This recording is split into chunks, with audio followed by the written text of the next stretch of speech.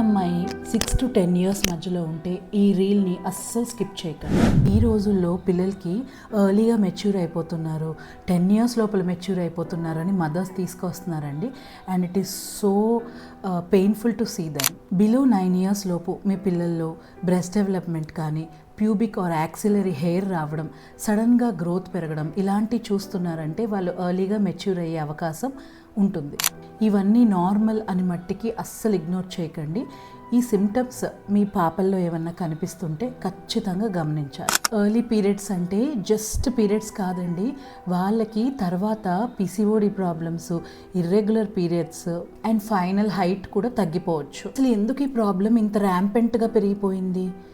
బయట యాక్టివిటీస్ లేకపోవడం వల్ల, junk food, highly process food తీసుకోవడం వల్ల, వాళ్ళ బాడీలో షుగర్ స్పైక్స్ ఎక్కువైపోవడం వల్ల ఈ ప్రాబ్లమ్స్ చూస్తున్నాం.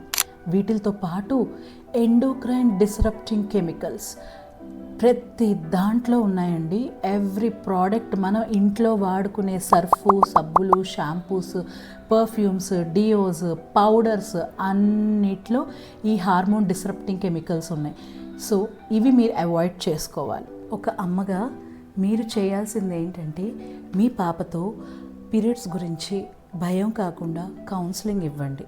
అవుట్ సైడ్ యాక్టివిటీస్ని ఇంక్రీజ్ చేయండి. Junk food, processed food, bakery items, sugar spike అయ్యే ఫుడ్స్ని అవాయిడ్ చేయండి. ఇంపార్టెంట్గా మొబైల్స్ని, టీవీ స్క్రీన్స్ నుంచి, ఐప్యాడ్ స్క్రీన్స్ నుంచి దూరంగా ఉంచండి.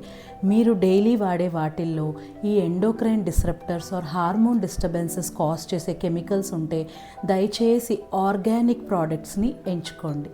చిన్నపిల్లలు కదండి, జంక్ ఫుడ్ అడుగుతారు, ప్రతిదీ కావాలనే అడుగుతారు. కానీ వాళ్ళకి ఏది మంచి ఏది చెడు అనేది మనం డిసైడ్ చేయాలి.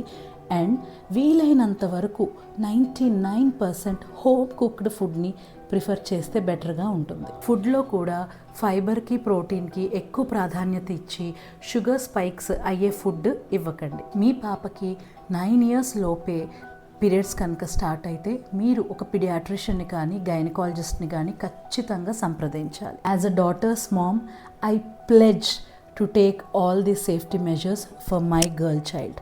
మీరు కూడా ప్రతి అమ్మకి ఇది రీచ్ అయ్యేలాగా సేవ్ చేసి షేర్ చేయండి.